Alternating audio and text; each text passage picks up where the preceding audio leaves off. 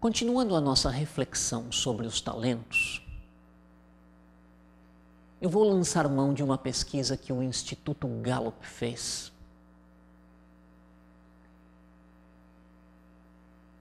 Num universo de mais de 1.600.000 indivíduos,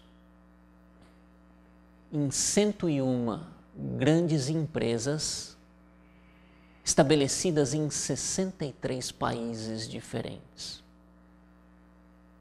Em muitos casos a entrevista era longa, em outros casos a entrevista se resumia a uma única pergunta: você tem condições de expressar todos os dias o que você sabe fazer de melhor? Na sua função, nas suas tarefas, você expressa os seus talentos todos os dias?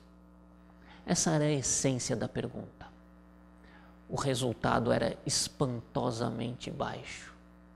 Apenas 20% das pessoas que trabalham nas corporações fazem todos os dias o que sabem fazer de melhor. As implicações disso são muito sérias. 20% das pessoas carregam as empresas nas costas. Os outros 80% estão conversando nos corredores, tomando cafezinho, saindo para fumar, cuidando dos próprios assuntos, porque eles não estão expressando o seu melhor. Eles têm o seu melhor, porém nem sempre estão encaixados nas funções onde eles melhor se expressam. Então, para essas pessoas, o tempo não passa. Elas estão ganhando o salário delas, mas elas não estão produzindo algo compatível com isso. Nesse livro, o autor ainda pergunta: o que aconteceria se nós conseguíssemos somente dobrar a quantidade de pessoas bem colocadas nas suas atividades? A produtividade não dobraria das empresas, talvez se multiplicasse por 3 ou por 4, porque seriam 40% das pessoas fazendo o seu melhor. E só 60% em baixa produtividade. Existem muitas contradições a respeito disso. Como é que as pessoas são promovidas nas empresas? Quando elas fazem algo muito bem feito, é uma recompensa pela excelência. E quando ela é promovida e sobe um nível, ela já não vai mais exercitar a sua excelência. Então o paradoxo é que quanto maior o nível hierárquico, menos as pessoas estão expressando a sua excelência, estatisticamente falando. Você tem uma ideia do que isso significa? Um excelente técnico, um engenheiro que faz muito bem o que sabe fazer, é promovido para uma função de liderança onde ele não vai mais fazer o que ele faz de melhor. Ele vai assumir um papel em que às vezes ele não tem a competência desenvolvida. Um médico extremamente competente vira diretor de uma seção e já não faz mais aquilo que fazia antes.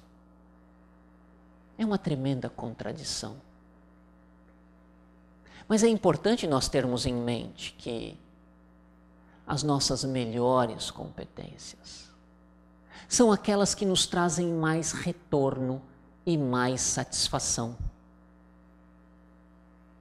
E nem sempre elas são conscientes. Eu vou dar um exemplo de um seminário que eu dei. Eu estava aplicando um exercício de deslocamento de consciência de identidade. E num dado momento do exercício, as pessoas tinham que anotar as suas percepções. E num dado momento havia uma moça olhando espantada, com uma expressão de espanto para o que tinha escrito, e olhava para mim. Olhava novamente para o que tinha escrito e olhava para mim. Eu pensei, aí está cozinhando algo. E quando eu encerrei o exercício, eu perguntei às pessoas. Ela mais uma vez olhou para o texto dela, olhou para mim e disse: Walter, eu estou muito espantada. Eu estava lendo aqui o que eu escrevi durante esse exercício e a minha linguagem foi excepcionalmente objetiva. Eu pensei, objetividade por objetividade, o que eu faço com isso? Então eu perguntei para ela, mas o que isso representa para você? Ela disse: Walter, você sabe, eu sou jornalista. A minha vida inteira eu precisei escrever dessa forma. E eu faço um tremendo esforço e não consigo fazer isso. E agora eu estava olhando e aqui eu consegui algo que eu nunca tinha feito antes.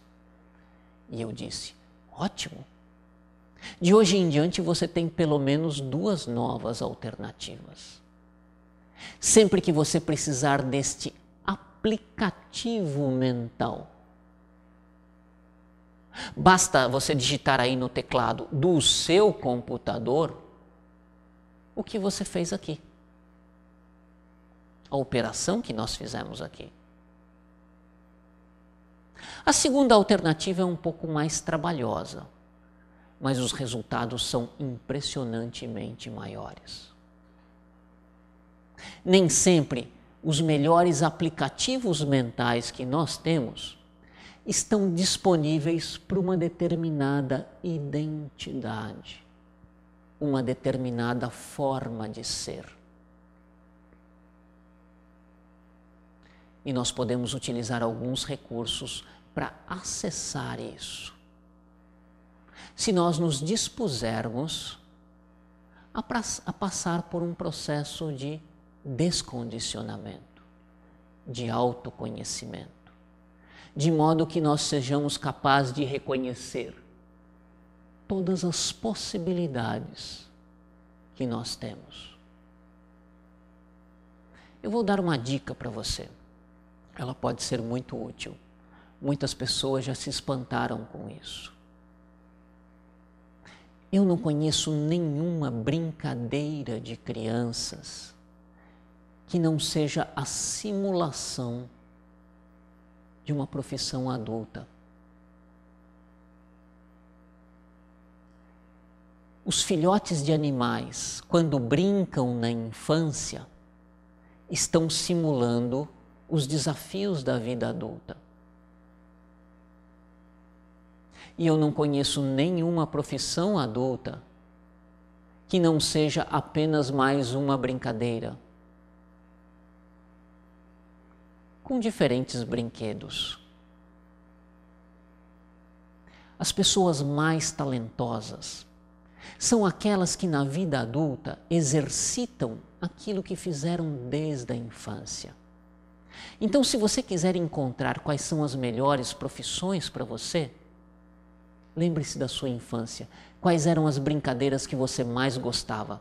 Aquelas que você não sentia o tempo passar. Quais eram as competências que você mais exercitava naquilo que mais gostava de fazer? Aí estão grande parte dos seus talentos. Aqueles circuitos nervosos que você tornou mais robustos. Nem sempre uma profissão é uma brincadeira, mas as pessoas talentosas, as pessoas excelentes no que fazem, tratam as suas atividades com o mesmo foco de atenção com que brincavam na infância. É frequente eu encontrar pessoas que são palestrantes ou professores que na infância gostavam de brincar de escolinha. Pessoas extremamente organizadas que na infância gostavam de guardar as coisas, de organizar, de fazer brinquedos de classificação. Muitas das nossas melhores respostas estão lá atrás, nas nossas mais gostosas brincadeiras. Pense nisso.